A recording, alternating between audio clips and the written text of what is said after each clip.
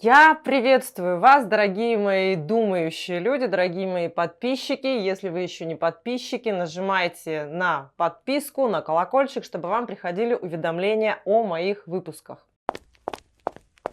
Сегодня у меня для вас новость. Не знаю, как вы ее оцените. Для кого-то она будет приятной, для кого-то она будет такой не очень приятный. Кто-то, может быть, расстроится, кто-то, может быть, поддержит, кто-то поймет, кто-то не поймет. Ну, скорее всего, какая-то реакция будет. Я это в любом случае, как обычно, увижу в комментариях. Но не по всем моментам, которые я сегодня расскажу, я вообще в целом планирую вступать с вами в какие-то диалоги, в дискуссию или в полемику. Поэтому, ну, сейчас вы все узнаете.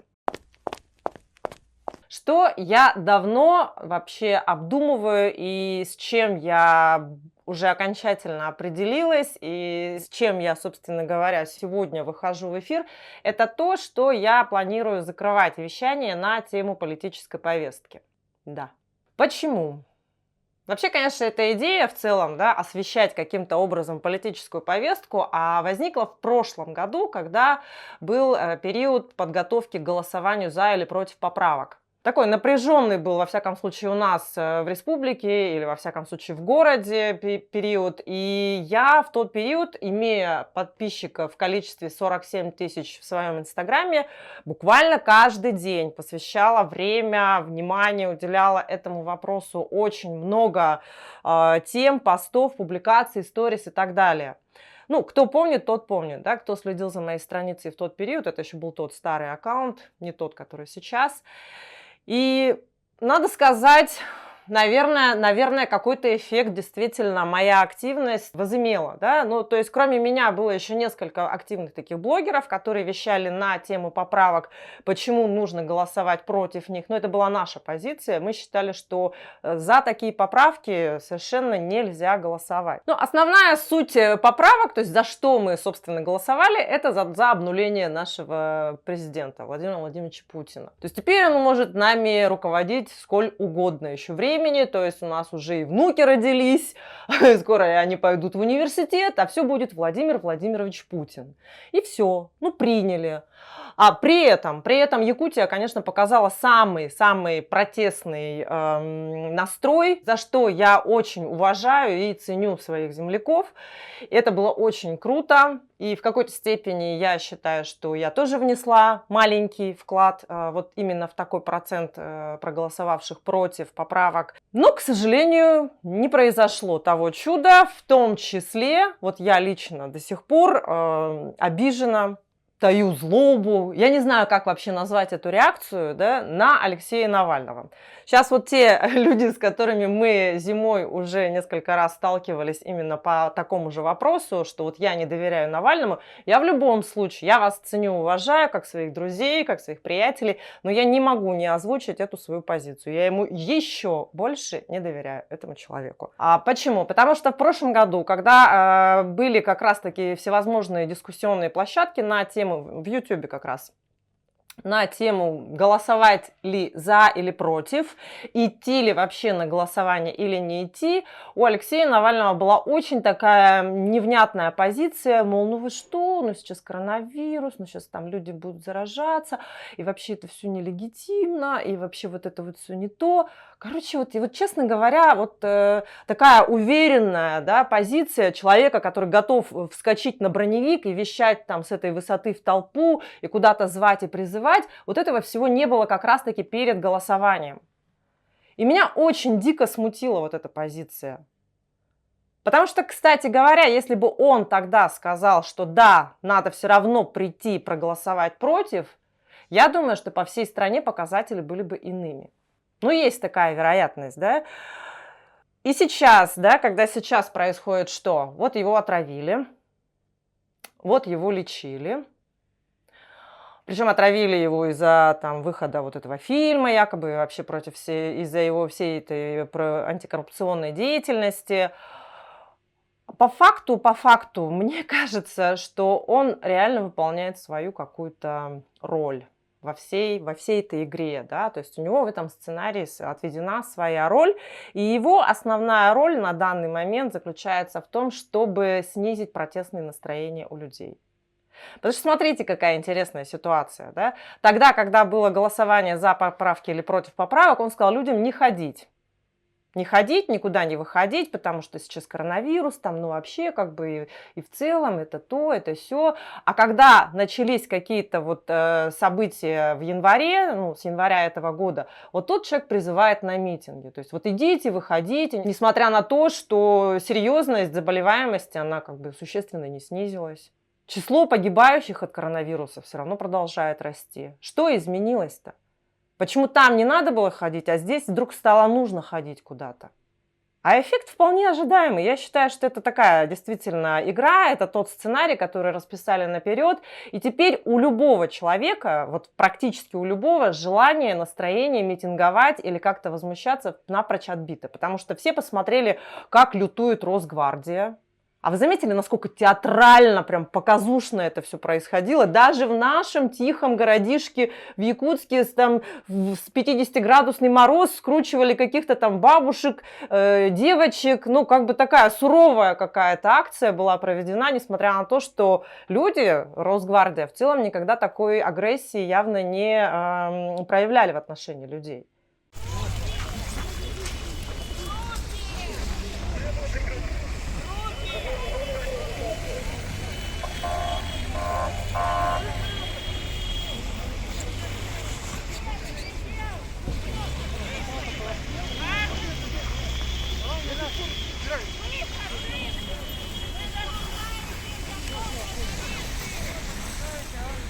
Ну, лично меня это наталкивает на такие мысли. И теперь он там сидит в тюрьме, и они с женой пишут какие-то там милые посты, смайлики, целовашки и прочая романтика, как бы, да. Ну, человек сидит и сидит. Я так думаю, что, в принципе, он, наверное, скорее всего, и неплохо там сидит. Время от времени, конечно, подогреваются там какими-то постами в Твиттере у Киры Ярмыш и так далее. Там что-то вот там эти продали, эти сдали, эти предатели.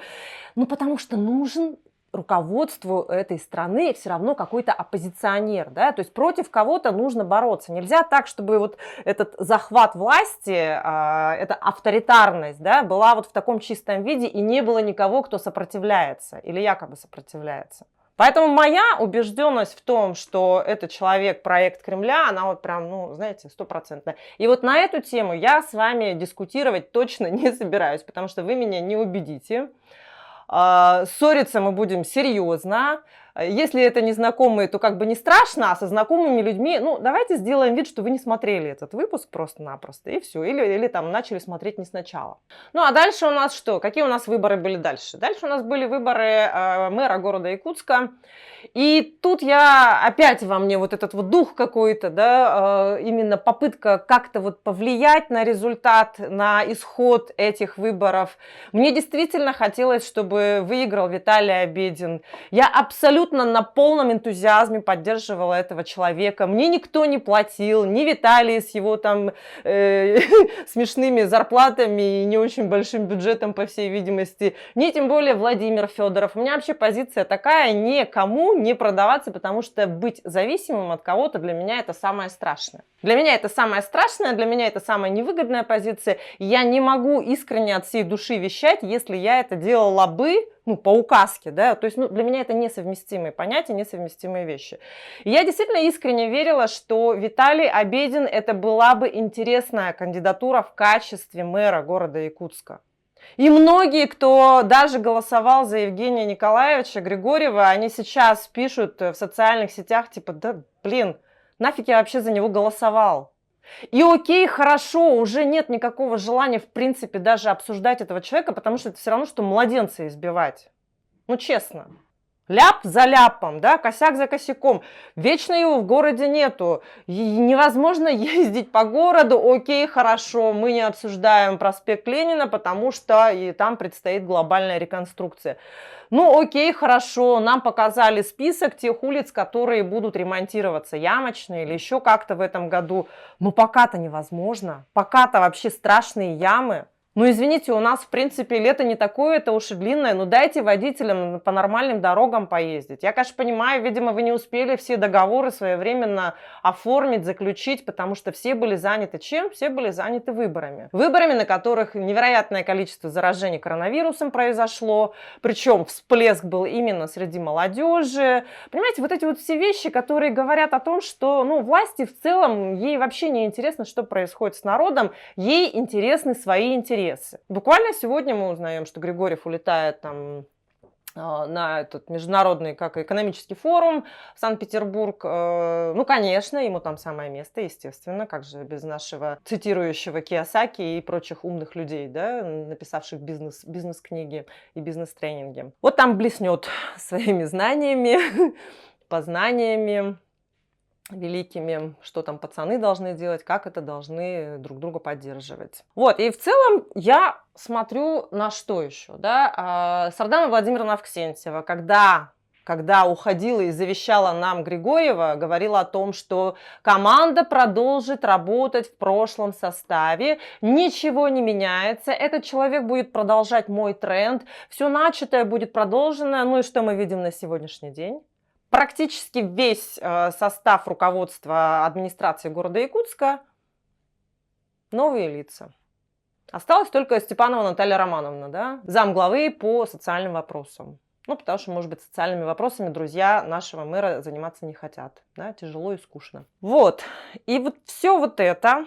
нет, подождите, что это-то? Самое-то главное. Самое-то главное, что нам предстоит теперь так называемый профессиональный парламент. То есть наш ЛТМН теперь будет состоять не из 70 депутатов, а из 35, тех, которые на профессиональной основе будут работать. И мы прекрасно понимаем, как этот отбор будет происходить и для чего вообще, в принципе, это делается. Ну, по большому счету, для людей, конечно, разницы никакой не было. Что 70 человек, что 35 человек, что 70 человек кнопку давят по указке, что 35 человек это делают, да? Но фактически получается, что у Якутии уже вообще ничего не остается. Даже собственного нормального парламента, в котором свое волеизъявление проявляют представители от народа, то бишь депутаты. Теперь это будет профессиональный парламент. Я не знаю, половина из вас, тех, кто смотрит, вообще реагирует на эту фразу каким-то образом? Да? Вы вообще понимаете, что на самом деле происходит? Кстати говоря, нужно помнить еще о том, что и бюджет этого мероприятия будет колоссальным. Во-первых, сам процесс перехода, во-вторых, вообще переоформление, в-третьих, зарплаты. Они будут официально за зарплату работать. У кого урежут дотации или финансирование? Может быть, у каких-нибудь медицинских учреждений, как-то мне недавно, месяц назад, по-моему, или недели 3 назад, писала одна сотрудница ГБУ, Государственное бюджетное учреждение медицинское одно, с просьбой: опубликуйте, пожалуйста, вот этот пост. Мы тут просим найти художников, которые бы разрисовали стены в нашей больнице, потому что деткам, которые находятся, лечатся в этой больнице, гораздо приятнее находиться, когда там расписаны, разрисованы стены. Я, конечно, сразу, у меня был первый порыв, я опубликовала этот сторис, а потом дальше-то читаю пост, а в посте что указано? Личные данные персональные человека, физического лица, который вот на собственную карту собирает деньги на краску, там, на кисть и прочее, да? Вообще, можете себе представить аховость ситуации? То есть врачи сами ходят теперь в Инстаграме, побираются. Я потом удалила сторис и пишу этой женщине, говорю: вы вообще понимаете, что вы делаете? Вы подставляете главврача, если она не в курсе вдруг. Если она в курсе вдруг, то подавно вы подставляете главврача. Вы даете населению информацию о том, что вам вообще никаких денег не дают даже на какие-то баночки с краской, чтобы разрисовать стены. При этом за ненадобностью, конечно, врачей и медучреждения у нас оптимизируют. Она говорит: вообще, у нас такая ситуация, что да, что все плохо, да, что красок нет, этого нет, никакого финансирования, конечно, крутимся как можем. При этом зачем-то она мне сказала, что руководство так же, как вот, в принципе, информация и просачивалась, да, в социальные сети, в телеграм-каналы и так далее, запрещает голосовать за тех или за других. И конкретно указывать, за кого нужно голосовать. Я говорю: так вы вообще никакой связи, параллели не проводите, да, между тем, что вот вы сегодня побираетесь и просите деньги на краску у людей, При этом не голосуете за тех, кого вообще вы изначально сами понимаете, за кого нужно было бы голосовать, да, в адекватном состоянии восприятия мира. Она говорит: да вы знаете, а мне все равно, говорит, вообще в принципе, да, мне осталось доработать до пенсии, там буквально несколько месяцев, потом я свалю из Якутии вообще, и как бы зато деткам хорошо, зато у них стены будут расписаны. Вот так вот у нас, вот в таких вот масштабах рассуждают люди. Ну вот и представьте, понимаете, откуда будут урезаться вообще деньги для того, чтобы профинансировать депутатов, работающих на профессиональной основе. А дальше что? Где нас еще купировали? Конституционный суд. То есть у нас, во-первых, и Конституцию нашу внесли туда все поправки, какие надо и какие не надо. Причем единогласно практически я смотрела этот прямой эфир, как сидели, заседали и как там слюной истекали и вылизывали, облизывали все и вся на свете. Единственный, по-моему, кто был против, это был Губарев от фракции КПРФ. И упразднение Конституционного суда. То есть теперь будет Конституционный совет. Там тоже много шума, да, сколько будет получать теперь Ким Ким Ын, сколько будет там чего кого, кто туда переходит, Петр Гоголев переходит или не переходит. Кстати говоря, опять же, кто станет спикером Илтумена, более сговорчивые люди, менее сговорчивые люди. В принципе, вторых вообще, по-моему, нету в Илтумене, да. Сейчас очень многие депутаты, включая нашего любимого Павла Ксенофонтова, они там всячески пытаются продемонстрировать, какие же они лояльные, да, как бы трясутся, как бы там остаться в числе этих 35 или вообще что-то как-то, да. Ну, не знаю, вот эта вот суета такая, как обычно, да, мышиная такая возня, она, конечно, сейчас в самом разгаре. Ну вот и что, собственно говоря, политически вообще может теперь происходить у нас в республике? Ничего. Все будет спускаться из федерального центра, да, ну это уже тренд, который давно начался. Посмотрите на наших зампредов. Абсолютно, ну как сказать, люди спортивные, да, такие прокачанные, накачанные. Я вот этих зампредов постоянно вижу в одном фитнес-зале. Вот они там без конца. Один днем ходит, другой вечером ходит. Друзья, всем привет! Сегодня выходной, я провожу время в спортзале. Третий карасиков там ловил или ловит, я не знаю. Ну, в общем, как бы смотришь на вот это, вот на вот этот вот Олимп наш, да, республиканского правительства, и прям грустно. Прям не хочется смотреть. Не, мужчины-то красивые, все видные, да, так статно так стоят, костюмчики сидят и все прочее, да. Но все, что производится, ну, это такое. Не знаю. Ну, правительство. В этой связи я, например, вообще не вижу никакого интереса комментировать все то, что происходит теперь уже. Потому что даже все возмущения от общественности по поводу строительства Ланхолленда, ну, никакого эффекта не возымели. Без разрешений, без там чего-то, да, с нарушениями каких-то там требований по строительству, его все равно начали, его все равно пропихнули. Мы вообще ничего не решаем уже. Мы вообще уже ничего не решаем. Поэтому сидеть просто что-то там вот рассказывать, что произошло косячного у нашего мэра там, или в нашем правительстве, ну, лично мне не интересно. Я в этом вообще не вижу уже никакого смысла. Да? И опять же, если речь вообще идет о том, что дальнейшие выборы так или иначе, скорее всего, исчезнут из политической практики, да, ну, поскольку все-таки об этом говорили, эта тема муссировалась, у меня почему-то есть подозрение, что именно так и будет, да, больше мэра города мы выбирать не будем. Скорее всего, даже и Илдархана мы больше выбирать не будем. По какой причине это будет происходить? Ну, потому что все прекрасно понимают, что рейтинг у Айсена Сергеевича, ну, так себе, да. То есть, если будет реальное голосование, то люди за него не проголосуют. Поэтому в данном направлении тоже, скорее всего, будут какие-то изменения, реформы и трансформации. Ну, все. И я не люблю делать вот что-то зряшное, да, то есть вот просто попусту из пустого в порожнее переливать, это как бы для меня вообще, ну, не есть сфера моего интереса и не есть цель вообще. Поэтому с некой грустью, но не без оптимизма, я сообщаю о том, что да, больше политику я, в принципе, трогать не буду. Неинтересно, бессмысленно. Ну, буду, наверное, в каком-то контексте затрагивать, потому что то, о чем я планирую вещать в основном теперь, да, это будет вот моя основная специализация — психология. Я буду затрагивать вот эти вот психологические аспекты развития общества и все, что происходит в обществе. Может быть, время от времени в качестве примеров или в качестве опорных каких-то таких моментов иллюстрировать ситуациями, происходящими на политической арене. Все. Ну, конечно, да, цитируя мою любимую Сардану Владимировну Авксентьеву, я могу сказать, что в целом-то я девочка, я, конечно, могу передумать, мало ли вдруг что произойдет, да, мы же ничего не знаем, все-таки мы же не можем все знать наперед, да, поэтому уж совсем-то как бы я дверью не хлопаю, не закрываю ее окончательно, но вот так вот, как это происходит сейчас на данный момент, мне реально неинтересно. Ну и поскольку Якутия уже потеряла свой суверенитет в окончательном виде, поскольку она уже перестала влиять каким-то образом, я имею в виду Якутия как население, влиять каким-то образом на процессы, происходящие внутри общества. Кстати говоря, меня, знаете, что смущает? Вот недавно тоже известная фитнес-блогер Янда, она написала о том, что уже месяц не возбуждается уголовное дело против того негодяя, который избил ее сына на улице. Причем с серьезными последствиями. У него сломан нос, у него проломлен череп. Понимаете?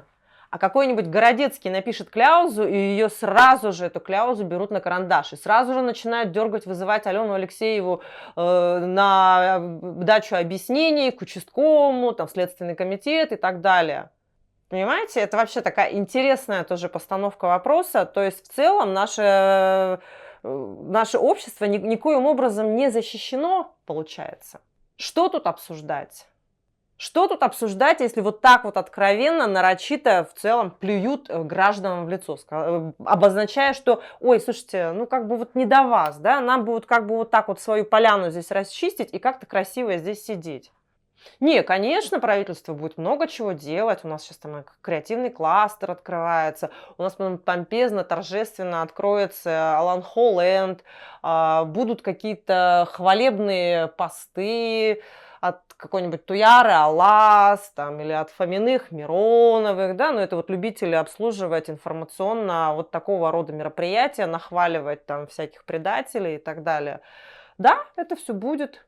И я, возможно, тоже буду в своем телеграм-канале что-то писать и что-то вещать, вряд ли хвалебное. Но здесь YouTube, честно говоря, уже это, во-первых, затратно. Я сама оплачиваю все, да, и просто сидеть и рассказывать о том, что происходит у нас в правительстве или в ручном профессиональном илтумене, или в таком уже полностью кастрированном органе, как Конституционный суд, вернее, Совет. Ну, что? В общем, что я буду делать? Я теперь буду делать интервью. Это очень интересный формат и для меня, и я знаю, что для многих зрителей, которые смотрят этот канал. Я буду рассказывать о психологических каких-то аспектах, потому что это тот пласт, который очень важен в современном обществе. И я просто знаю, как и что происходит в нашем обществе, в якутском обществе. Я знаю, как и что происходит в российском обществе. И я знаю, как многие вопросы решать. И это, кстати говоря, мой вклад, и он достаточно существенный. Я считаю, что не обязательно выкладывать плитку только, да, или решать вопросы ЖКХ, вопросы счастья людей, вопросы их внутреннего баланса, вопросы их спокойствия, вопросы отсутствия вот этой вот тревоги, которая беспокоит и дергает бесконечно людей. Это тоже важный аспект. Этим-то кто будет заниматься? Вот это мне на самом деле приносит гораздо больше удовольствия, гораздо больше интереса, потому что, ну, это, во-первых, моя профессиональная сфера, я в ней расту. Во-вторых, люди, как правило, которые действительно освободились от груза каких-то беспричинных беспокойств или тревоги, или повысили свою самооценку, или повысили свою уверенность, они имеют свойство от души благодарить. И это мне очень приятно. Вот это для меня такой, знаете, своего рода наркотик, да, на который я подсажена. Можете зайти посмотреть, у меня в Инстаграме есть иконка, в актуальном есть иконка с отзывами. Вот там прям столько людей благодарности. Это, конечно, такая малая часть того, что люди пишут. И мне безумно приятно вот вносить такой вклад. То есть, делая одного человека счастливым, на самом деле я помогаю всему его окружению быть счастливее. И сегодня, в тот день, когда мы вот записываем этот выпуск, у меня стандартно регулярная рубрика в моем инстаграме, и я бы хотела оставшуюся часть выпуска посвятить ответам на вопросы. Послушайте, кстати, те, кто, возможно, следил только за политической повесткой, послушайте, чем интересуются люди. Ну, прежде всего, вот в эти дни очень активно у меня в Инстаграм сторис муссируется тема того, что если вдруг ты говоришь родителям «нет», ну, то есть отказываешь, да, отказываешь маме, когда она тебя просит что-то сделать, каждый день звонит или говорит там «отвези туда, привези сюда, купи это, там, сделай то-то». И я просто рассказывала в сторис о том, что у нас с мамой моей такие отношения, что я могу ей спокойно отказать, и она это спокойно, адекватно воспримет, потому что она знает, что если она мне позвонила вдруг, ну, на авось, да, а вдруг у Алены свободное время, и она меня может отвезти куда-то или там что-то мне привезти и так далее. Я, естественно, если у меня есть время свободное, это сделаю. Но, как правило, у меня его нет, потому что у меня время мое четко распланированное, график, ну, все мои знакомые об этом прекрасно знают, и мои близкие тоже. И я пишу в сторис, рассказывая о том, что вот у нас с мамой вот такие отношения, я ей как бы спокойно отказываю и совершенно не испытываю никаких угрызений совести при этом. И мне пишет девушка о том, что зря, как бы потом не пожалеть. Я ее спрашиваю, потом это когда? Когда моей мамы не станет? Она говорит, ну, как бы не мне вас учить. Я говорю, ну, вот именно что, да. И вот этот, знаете, вот буквально вот этот сторис, наш с ней диалог, он прям взорвал мне директ, потому что было столько сообщений на тему того, что да, я так страдаю, мучаюсь от того, что мама заставляет меня постоянно каждый день ей звонить по 3 раза. Да, я мучаюсь от того, что я не могу своим родителям отказать. Они требуют, они говорят, вот ты неблагодарный сын, если там ты этого не делаешь, того не делаешь, мы в тебя вложили, тебя воспитали и так далее и тому прочее. И вы знаете, сколько проблем у людей просто от того, что они проживают свою жизнь из чувства вины, что они говорят «нет» своим родителям. Взрослые люди своим родителям, которые дееспособны, которые могут куда-то пойти, которые зарабатывают деньги, которые могут поехать куда-то на такси, но капризно топают ножкой и говорят «должен отвезти именно ты». И эту тему я неоднократно вообще поднимала, именно тему взаимоотношений родителей и детей, когда родители рожают ребенка для того, чтобы этот ребенок в будущем подносил стакан воды, приезжал, отвозил, увозил, ну, то есть, как бы, условно говоря, некую слугу себе рожают, да. Я, конечно, грубо, утрированно говорю. Понятно, что да, между родителями и детьми, когда теплые отношения, естественно, родители совершенно без каких-то задних мыслей могут обратиться. А кому им еще обращаться? И действительно, столько вложили в ребенка, почему бы ему не ответить благодарностью там, и так далее. Но речь-то о чем? Речь о том, что нет некого, во-первых, уважения со стороны одного поколения к другому, причем и в том, и в другом направлении, да, и нету вот этой вот адекватной способности просто отказать. Без провала в чувство вины. Почему это происходит, да? Почему люди считают, что вот если, допустим, я сказал нет, это равно я тебя не люблю? Но это же совсем не так. То есть, когда человек говорит «нет», он просто обозначает, что в данный момент ему некомфортно, ему неудобно, у него есть свои дела. И когда, допустим, старшее поколение обижается с тем умыслом, что якобы вот он такой неблагодарный, это тоже в некотором роде безразличие. Да? То есть вам не интересно, чем занимается ваш сын или ваша дочь. Очень немало сообщений было на тему того, что наши, ну, в общем, да, я как бы обобщаю эти сообщения, говорю, что дети занимаются ерундой. Вот они там на фрилансе. Но это, понимаете, а это на самом деле убеждение, которое ограничивает вообще мышление и видение родителей. Фриланс – это неплохо. Фриланс – это вполне адекватная современная форма самореализации работы через фриланс. Да, для поколения 80-х, 90-х там, да, или 70-х для них очень странно, что человек где-то не трудоустроен, и в его трудовой книжке не внесена какая-то запись. Да? Вот это вот прицепиться к трудовой книжке, это вот тоже очень такая поколенческая тема. И все, и все. И люди теперь действительно начали размышлять. Вот там прям люди сидят, некоторые говорят, да, ко мне так мои друзья или подруги относятся, будто я очень жестокая, потому что я своей маме могу сказать нет. А эти друзья, они, мол, по первому щелчку сразу же бегут, потому что иначе у мамы будет плохое настроение, иначе мама обидится, иначе она будет злиться, иначе она будет дуться, иначе она будет не разговаривать. Есть ли у меня среди зрителей такие мамы? Вот вы задайте, пожалуйста, себе вопрос, для чего вы рожали этих детей? Потом некоторые писали о том, что вам повезло, вот мне бы такую маму, как у вас, которая вот с таким пониманием относится. Но это же не есть какой-то готовый, да, человек, что вот он сам по себе такой. Ну, такие люди бывают и в старшем поколении. Но с мамой у нас тоже происходила притирка в этом вопросе. Маме тоже было неприятно, когда я, допустим, начала в какой-то момент отказывать и говорить: нет, извини, у меня есть свои дела. Ну, потому что у меня правда есть свои дела. Ну, они теоретически могут быть, да. И мои дела не менее важные, ну, для меня они очень важны. Ну, как можно вообще ставить на какие-то весы сравнения, чьи дела важнее, мамины или твои личные? Я себя очень ценю. Самый парадокс-то в том, что она-то в большей степени тот человек, который научил меня ценить свои увлечения, свои достижения, саму себя как человека, да, ну и, соответственно, дальше уже и уважать других. Но мои увлечения, мои достижения, и моя работа, и моя реализация, и моя семейная жизнь, они для меня первее. И это грамотная расстановка, на самом деле, иерархическая, да. Я не прошу уже давно, лет с 20 у своей мамы ничего, да. Ну, если я и общалась с ней на какой-то финансовой ноте, то это всегда было занять и потом отработать и вернуть. Я работаю с какого? Ну, с 20 лет и работаю. Это здоровые отношения. Я считаю, в целом так и должно быть. Я не говорю, что все должны этому следовать. Я не говорю, что вот там вашему ребенку 18-20 лет, и вот как в американских фильмах выбрасываете его за дверь и говорим: все, давай, пока, иди учись в колледже и сам зарабатывай себе на жизнь. Да? У нас все-таки немножко другая страна, у нас немножко другие особенности, но в целом я считаю, что это неплохая система. Дальше давайте я буду также зачитывать вопросы и отвечать на них. Да?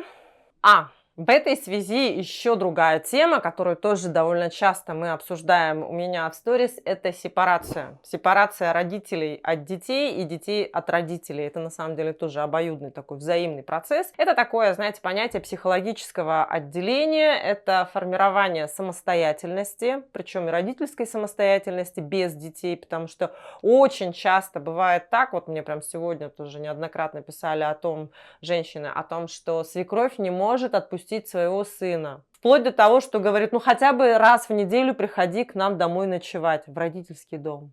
Представляете? Зачем? У сына уже своя семья. Зачем он будет бегать ночевать к родителям? Или мать, допустим, как свекровь, выступает как женщина, которая ревнует сына к невестке.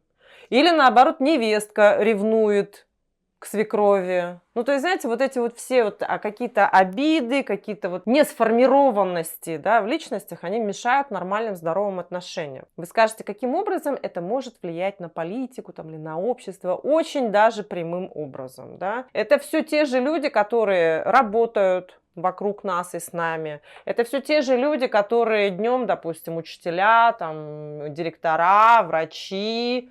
А в Инстаграме это люди, которые обсуждают свою личную жизнь и пытаются выяснить, как они движутся в правильном направлении или не в правильном направлении. И вот я вам очень рекомендую посмотреть мультфильм «Паутина». Я не буду его, конечно, здесь прокручивать, хотя он такой коротенький, и, ну, чтобы все-таки не нарушать авторские права, вот сейчас я вам кратко, буквально фрагмент покажу, чтобы вы при выборе не ошиблись. Обязательно посмотрите его, пожалуйста. Это очень хороший, очень полезный, очень информативный, я бы сказала, даже гениальный мультик вообще, который вообще в сжатое время отражает всю суть проблемы несепарированности детей от родителей. Как перестать ссориться с рождением ребенка? С рождением ребенка у нас участились ссоры, хотя ребенок долгожданный. Вот раньше меня очень часто спрашивали о том, как пережить кризис 3 лет, как пережить кризис 5 лет, как пережить кризис 7 лет. Где-то начитались люди каких-то вот этих вот статей псевдопсихологов, да, и набрались вот этих вот умных каких-то периодов, там, 3, 5, 7 лет. Нету такого понятия вообще кризис 3 лет, кризис 5 лет, кризис 7 лет, да, никто этого не отсчитывает, у всех жизнь индивидуальна, у всех свои какие-то там событийные характеристики, которые окрашивают их жизнь, поэтому есть другие кризисы. кризисы. Первый кризис самый в семейных отношениях – это первый год жизни, когда люди притираются друг к другу. Почему это происходит? Потому что это два совершенно разных мира, они сближаются и начинают что-то совместное делать. У каждого свое представление о том, как, во сколько нужно вставать, о том, как и каким должен быть завтрак. Вместе завтракаем, не вместе завтракаем, чем питаемся, этим или не этим, да? Как мы тратим бюджет, как мы его формируем, кто за что отвечает, кто выносит мусор, кто стирает, гладит, кто моет полы, всегда ли это женщина, может, иногда мужчина помогает, а может быть, он всегда сам готовит, потому что он там повар или еще что-то. В общем, все эти вещи, как правило, происходят в течение года, потому что, ну, как бы сезоны все проходят, да, потому что проходят все как бы стадии хозяйственных отношений, и люди для себя как бы в общем и целом понимают, как и что они бы хотели делать совместно, да, то есть как бы они решали те или иные ситуации. То есть каждая ситуация какая-то возникает условно как конфликтная. Люди ее решили в паре, пошли дальше, наткнулись на следующую какую-то проблемку, опять ее решили, договорились, пошли дальше. Где-то на какой-то проблемке они могли вообще никак не договориться, в пух и прах разругаться. Ну, собственно говоря, прекрасно. Зато вы не заимели общую ипотеку, у вас нету там совместных детей и собаки, да. Определились, все. Если есть какие-то непримиримые разногласия, зато действительно вы не посвятили этому человеку жизнь и этим дальнейшим скандалам каким-то. И вот самый главный кризис, кроме того, да, кроме вот этого первого года притирки, это рождение первого ребенка. Если у одного из супругов есть опыт уже, да, то, конечно, он будет чуть проще реагировать. Допустим, если у мужчины это второй брак, он будет чуть спокойнее реагировать на рождение ребенка, потому что он знает, что в целом это такой изматывающий процесс. Это очень изматывающий процесс. Люди думают, что если рождается ребенок, он сближает. Ничего подобного. Он, наоборот, разобщает очень серьезно. Крайне редкие пары могут выдержать достойно этот период, чтобы их там не шатало, не штормило, не мотало и не кидало никуда. Да? Почему? Первое это что? Первое это, конечно, отсутствие, полное нарушение привычного уклада жизни. То есть вы, допустим, могли спокойно лежать перед телеком до 12, есть там что угодно, что-то пить, просыпаться в какое-то там определенное время или вообще без определенного времени, ходить на работу там так-то, или вы, или у вас все четко по графику было, и вы все успевали, появляется ребенок, у вас все летит в тартарары. Полностью весь график. Вы его выстраиваете заново, да, с учетом вот третьего человека, который появляется. И это серьезный стресс. Туда добавляется недостаток сна, причем обоих родителей. Если ребенок плачет, папа тоже не высыпается, даже если он не встает ночью. А если все время встает только мама, то, соответственно, у нее может накопиться обида, да, почему только я встаю, у нас же как бы это общий ребенок. Плюс ко всему, что гормональные изменения у женщины, это тоже будет провоцировать какие-то не очень такие спокойные поведенческие реакции, и, может быть, она будет копить, а потом это выплеснется. Опять же, ей нужно, помимо того, что еще она ухаживает за ребенком, ей еще нужно следить за домом, может, там какие-то бытовые условия достаточно тяжелые, и это все очень сильно выматывает. И когда люди думают о том, что дети, это вот как бы мы 1 июня поздравляем всех детей с праздником, наши руководители рассказывают о том, как прекрасно детство, да, или в День матери, материнство, да, мы обеспечиваем, ничего подобного, это все вообще далеко не так. Поэтому наоборот, вот именно к рождению ребенка нужно готовиться основательно и посмотреть на того человека, с которым вы рядом находитесь. У всех людей есть, конечно же, недостатки, но нужно понимать, что вы готовы именно с этими недостатками именно этого человека мириться, и вы их спокойно принимаете. Вопрос финансовой независимости я, в принципе, не затрагиваю, да, потому что если вы зависимы финансово, причем оба, то жизнь такая еще более тяжелая становится. И вообще по статистике большинство разводов, они как раз-таки происходят именно в первый год после рождения ребенка. Вот. Но пройдете этот период, этот этап, то дальше будет полегче. То есть со вторым, с третьим ребенком обычно таких скандалов и ссор уже не бывает. Там впереди будут другие кризисы, естественно, да, это когда старший ребенок пошел в 1 класс, это когда, допустим, последний ребенок покинул гнездо родительское, да, кризисов впереди в семейных отношениях их такая куча, их очень много. И они неизвестны, когда происходят по цифрам, да, по годам. Они происходят по событиям. Это событийные вещи. Когда родился у нас ребенок, муж сказал, что теперь он любит только его, не меня. Это все? Спрашивает меня подписчица. Конечно, я не знаю, все ли это, да. Конечно, я не знаю, что вкладывал конкретно муж в эти слова. Конечно, я не знаю, насколько правильно услышала, восприняла это подписчица. Но буквально вчера мы тоже обсуждали в Инстаграм под одним моим постом эту тему. И, значит, мужчина один говорит, как вообще можно сравнивать жену с матерью? Мать – это самый главный человек в жизни, пишет мужчина. Мать, она одна, а женщин вас много, сказал он мне. Я такая думаю, слушайте, бедный мужчина. Вы представляете, на какие несчастья он вообще обречен, вот рассуждая таким образом. Потом он поправляется. Он говорит, нет, дети и мать – самые главные люди в жизни мужчины. Но как ты можешь ребенку показать, продемонстрировать важность матери, если ты не уважаешь мать своего собственного ребенка? А там прям таким открытым текстом сквозит, что типа, ну, как бы женщина такой приходящая, уходящая. Спасибо, что шлюхи, да, не сказал в адрес женщин. То есть мать это святая, а женщины это все такое. И откуда идет такая установка? Конечно, она идет от мам. От мам, которые своим сыновьям рассказывают, вот, женщины-то тебя могут обмануть, использовать, они-то все приходят, уходят, а я-то у тебя одна. Поэтому в жизни важнее матери и детей нету никого. Понимаете, откуда идет эта установка? И мужчина ее, естественно, если он с детства это слышит, он это впитывает, и потом он вырастает и не понимает главного, что если ты вообще хочешь быть счастлив, ты должен ценить, любить и уважать всех женщин. Мать, жену или жен, да, ну уж как сложится у кого в жизни, и детей своих, соответственно. И это все разные отношения.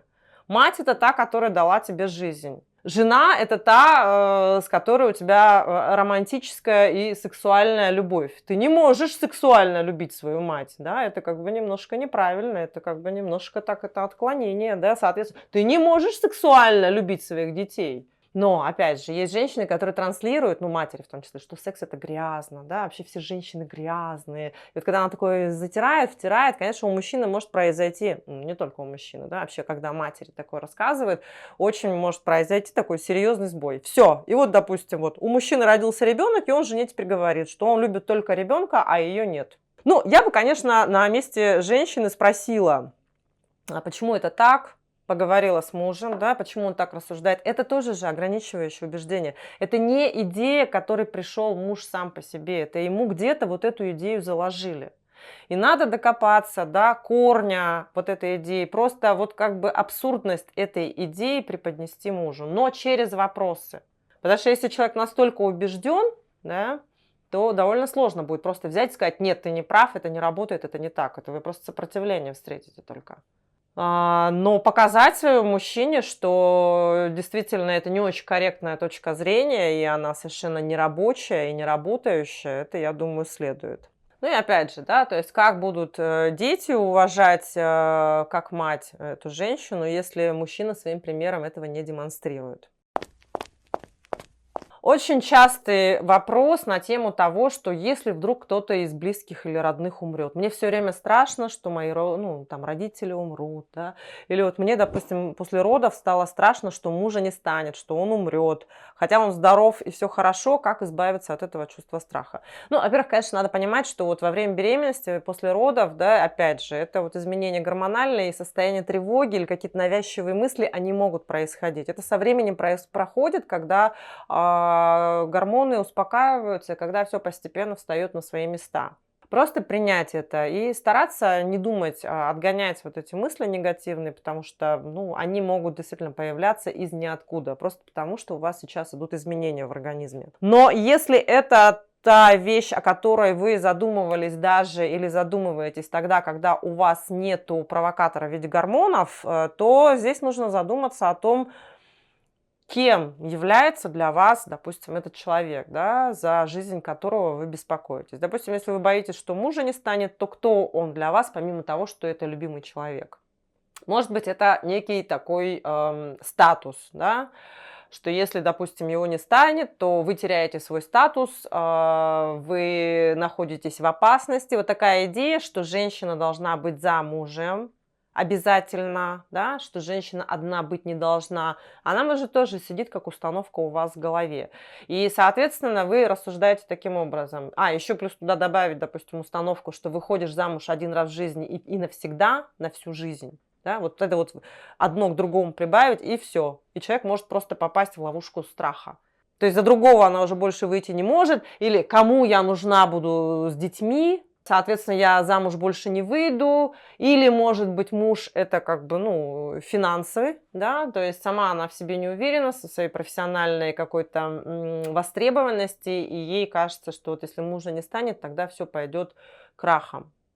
Вот, поэтому этот вопрос, конечно, нужно изучить. И если это там одно или другое, то каким образом вы можете прокачать ту сферу, которая у вас западает. То есть, допустим, если вы не уверены в своей финансовой состоятельности и самостоятельности, значит, вам нужно направить силу на то, чтобы увеличивать свой профессионализм.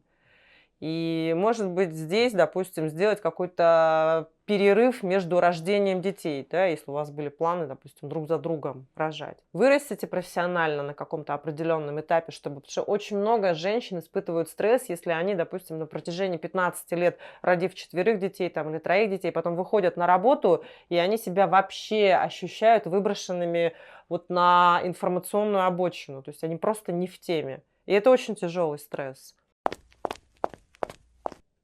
Спрашивают, разрешите ли вы внучке называть себя бабушкой? Да, безусловно, разрешу.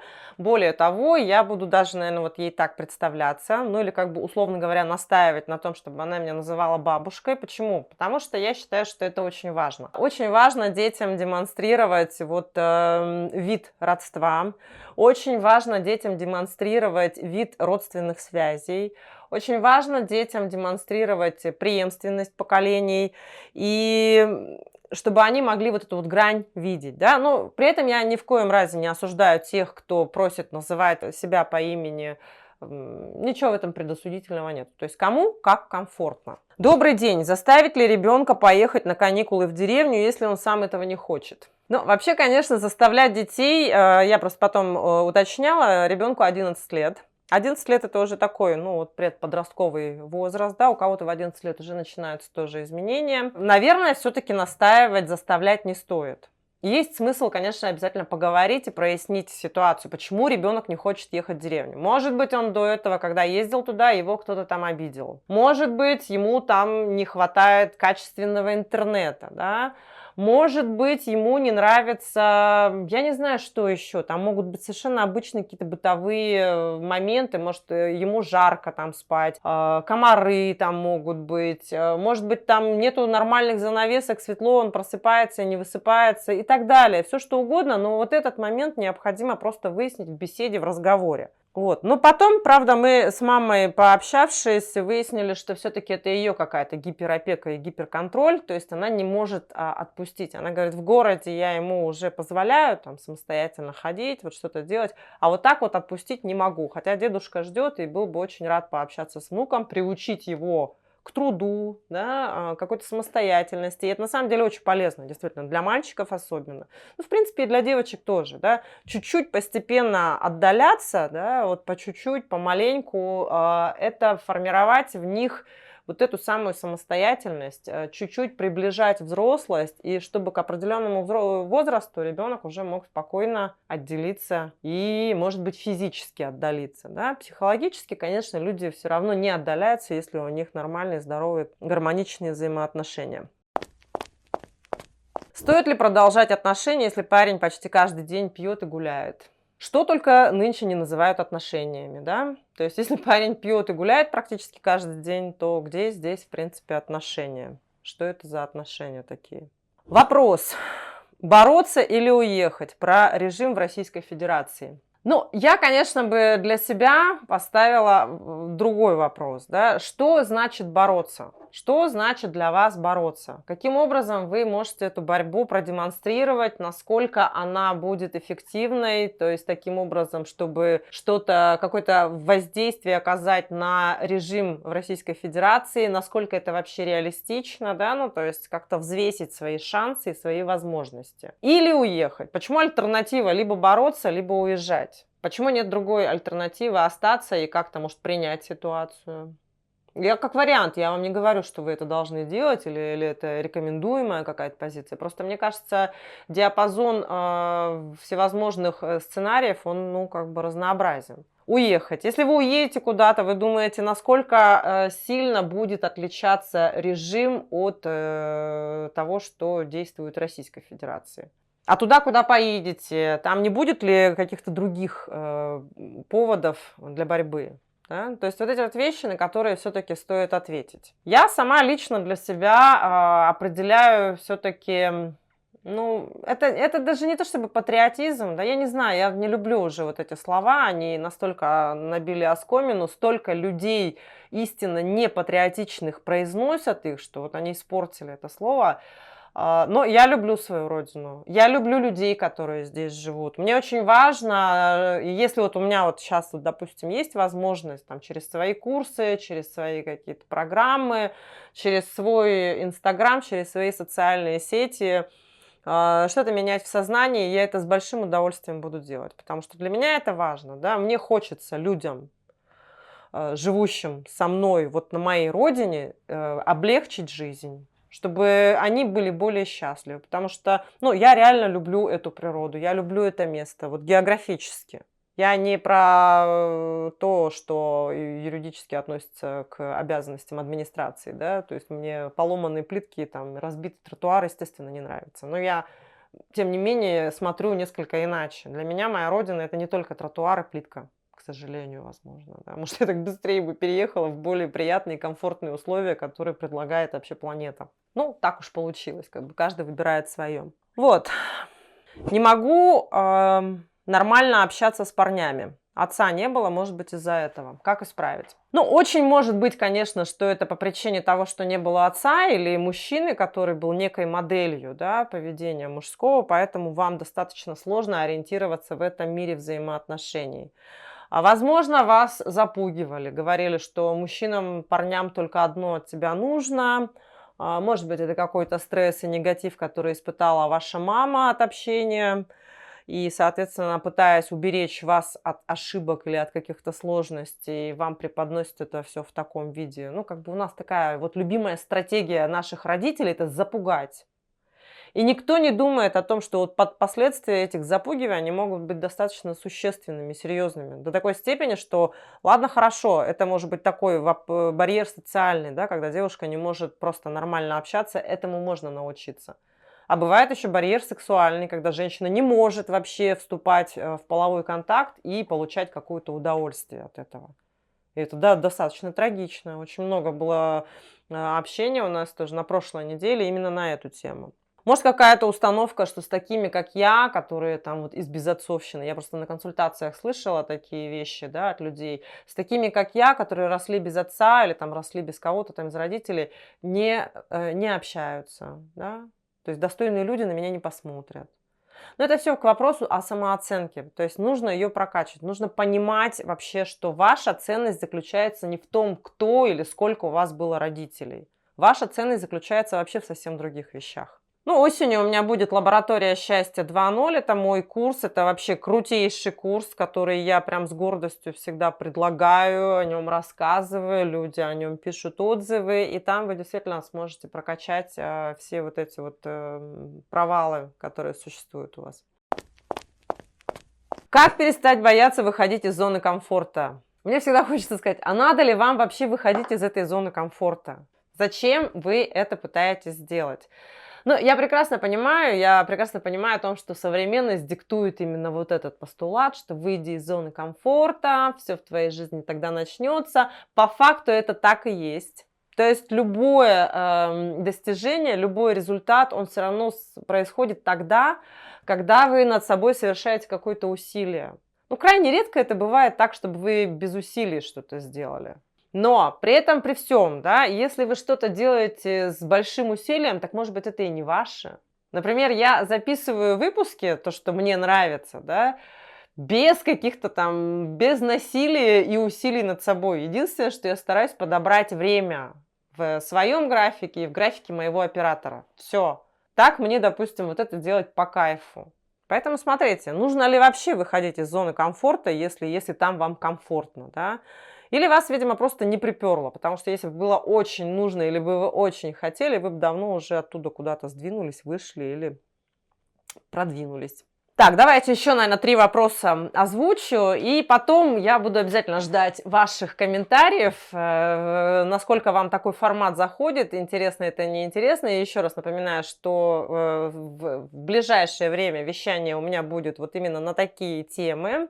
В ближайшее время у меня будут также интервью, ну, то есть минимум политики, а побольше вот того, что развивает нас действительно как личностей, то, что нас наполняет, то, что нам интересно и увлекательно. Следующий вопрос. Ревнуете ли вы своего мужа? Как бороться с ревностью?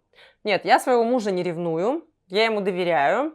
И кроме того, я считаю, что если уж так получится, что вдруг я там чего-то не узнаю, не пойму, не замечу, да, и куда-то он мне там хвостиком махнет, ну, значит, первое, да, значит, мне было настолько пофиг на него, что я не заметила каких-то изменений в настроении или в состоянии этого человека, которого я знаю вот прям очень хорошо.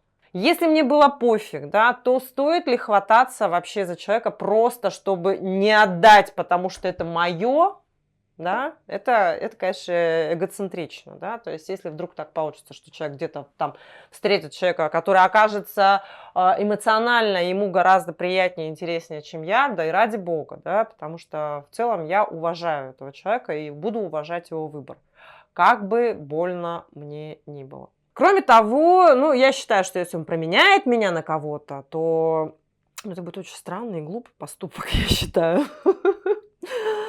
Ну, в общем, это будет говорить о том, что да, у нас произошел какой-то такой разлад, который мы не отловили вовремя. У нас, как и у всех людей, бывают свои какие-то ссоры, бывают конфликты, но мы их всегда решаем своевременно, не запуская.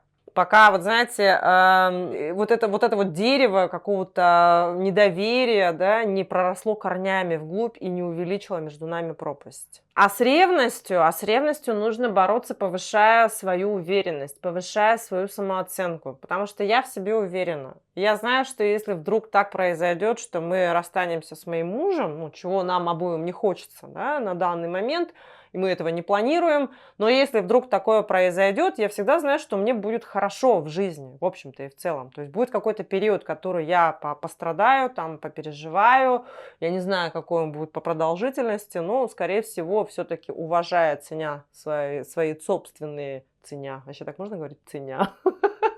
Ну, допустим, можно, да. Я, тем не менее, понимаю, что мое счастье, оно важнее. Оно первее.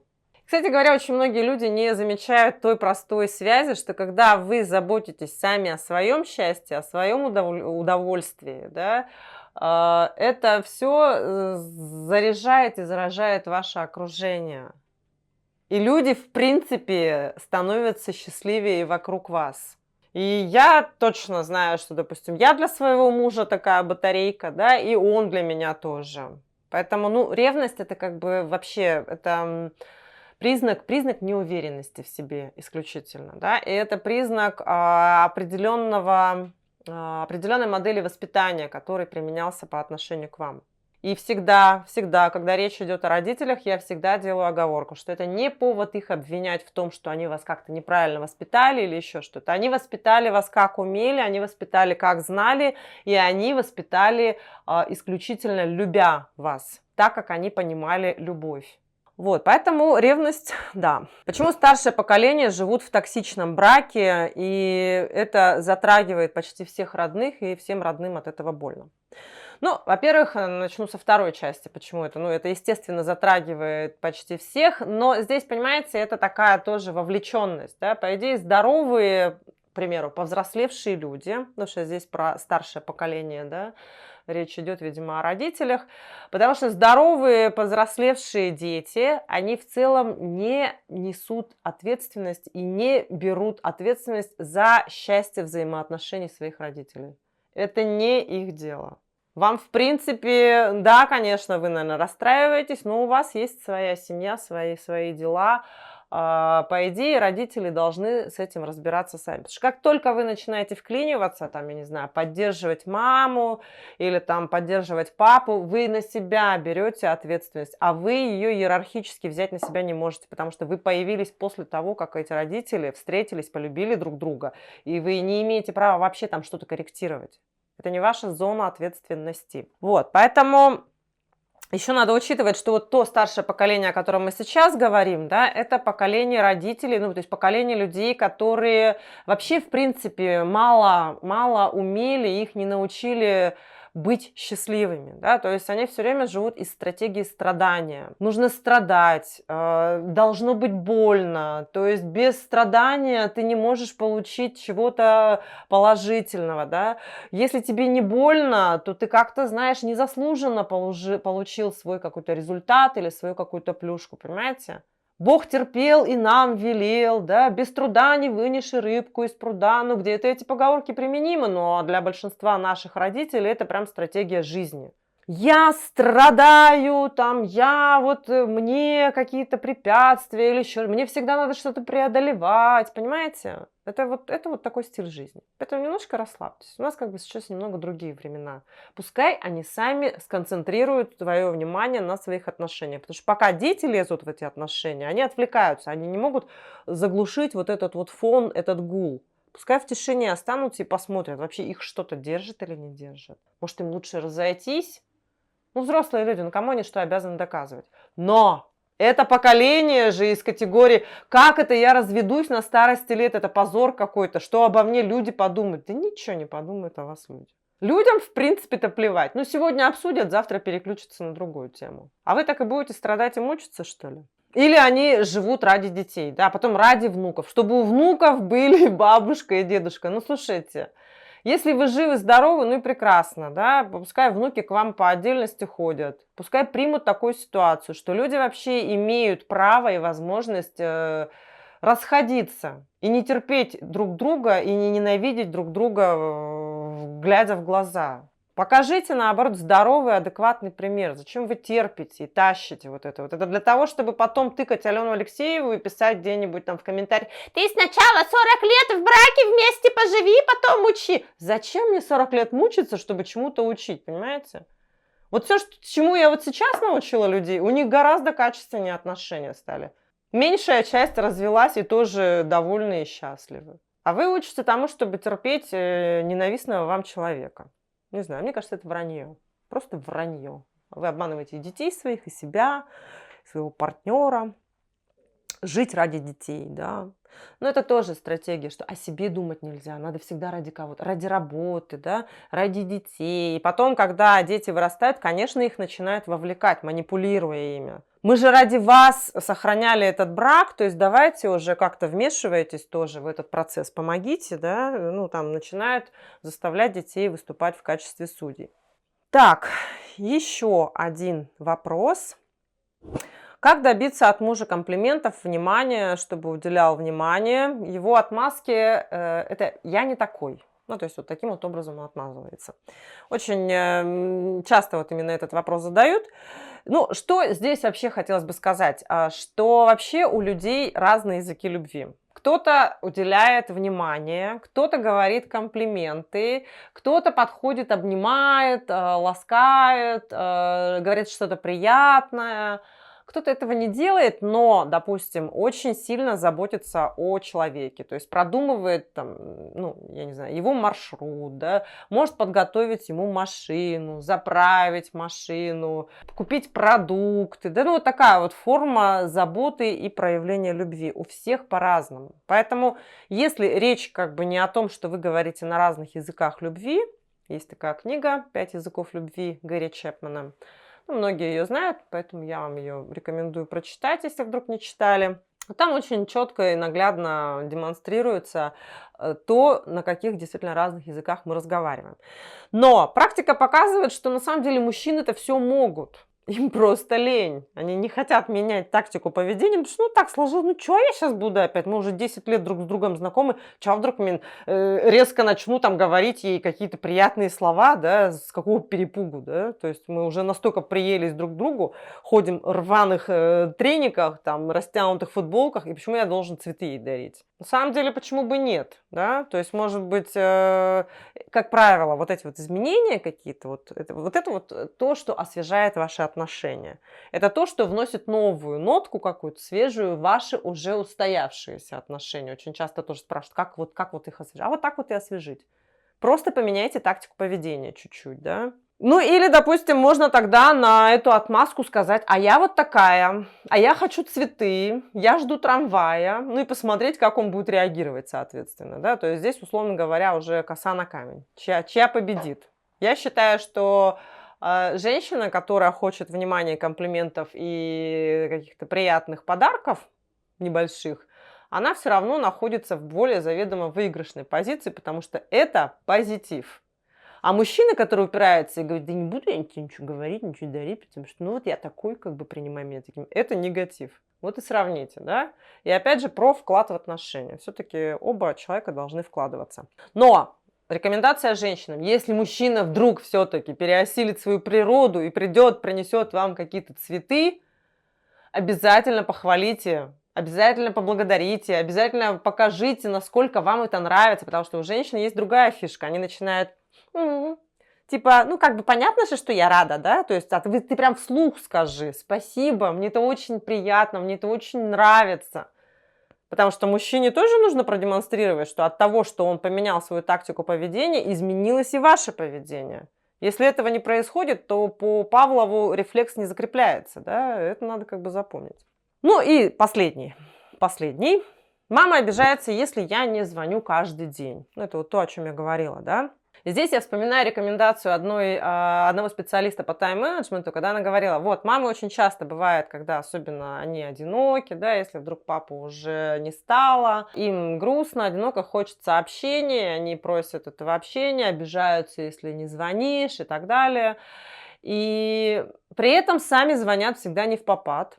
В то время, когда дочери или сыновья заняты, ну, то есть в своем каком-то активном реализационном процессе, да, но звонят, когда неудобно, и потом начинают этим тыкать. Да, вот ты не хочешь с матерью разговаривать, вот ты не хочешь общаться, да вот ты такой неблагодарный, или вот ты такая неблагодарная. Да. Чтобы этого не было, делайте на опережение. Звоните сами. Прям с утра в 7:30, да, только проснулись, допустим, перед работой, выделите себе 10 минут, так прямо скажите: мама, у меня сейчас есть как раз 10 свободных минут, давай с тобой поговорим, как у тебя дела? А мама спросонья, допустим, она вообще не хочет разговаривать, она вообще не планировала этого делать, да, и вы говорите: нет, ну, мам, ну, я же хочу пообщаться, да, я хочу спросить, правда, что у тебя нового, расскажи, какие у тебя новости. Ну, она там что-то выдавит, возможно, из себя, потому что она понимает, что, ну да, окей, дочка, сын позвонили, надо же разговаривать. На следующий день делаете то же самое. Для чего это делается? Для того, чтобы, во-первых, маме продемонстрировать, что звонить тогда, когда тебе неудобно, это не очень комфортно. Да, немножко дрессировка. Ну а как по-другому дать понять человеку, что действительно, если ты занят, ты занят. Если тебе не хочется сейчас разговаривать, тебе не хочется сейчас разговаривать. И тогда такие родители, как правило, проще относятся уже впоследствии к отказам их детей. И вы уже гораздо спокойнее общаетесь тогда, когда вам и родителям, и детям комфортно и удобно. Вот у нас, допустим, к этому моменту все и пришло на данный момент. Мы вот именно таким образом общаемся. Если мама звонит в течение рабочей недели, она говорит: я сейчас, говорит, быстро поделаю, да, вот смотри, там то-то, то-то, так-то, так-то. Я, соответственно, тоже ей звоню, я знаю, что она тоже человек занятой, да, и спрашиваю: у тебя есть время, да, можешь меня там послушать, там, или это самое, давай обсудим там что-то, да, и все. А общаемся мы где-нибудь там по выходным или на каких-то встречах, да, или когда на мероприятиях. Ну, или вот сейчас, допустим, дачный сезон начался, и мы будем в деревню ездить, там будем сидеть, болтать, чай пить. Поэтому не надо это все как бы слишком драматизировать. Родители тоже родители, и вы не их слуги, но при этом, при всем, как бы можно спокойно, адекватно донести. Ну, или вот через такие трюки. Если вам это было интересно, я думаю, что все-таки это очень интересно, пишите, пожалуйста, ваши вопросы также под этим выпуском. Я в следующем выпуске тогда смогу их озвучить и ответить на них более подробно. А также эта рубрика «Вопросы и ответы» у меня действует в сторис моего инстаграм-аккаунта. Ссылка на него здесь внизу. Ну и, конечно же, подписывайтесь. Подписывайтесь теперь новые зрители. Я думаю, наверное, те, которые все никак не могли решиться нажать на эту кнопку подписаться из-за того, что здесь была политическая повестка. Ну так welcome. Все, приходите, я вас жду. Будем общаться, будем разговаривать, будем обмениваться мнениями. Ну и все равно меня смотрят думающие люди. Жду вас на следующем выпуске. Пока!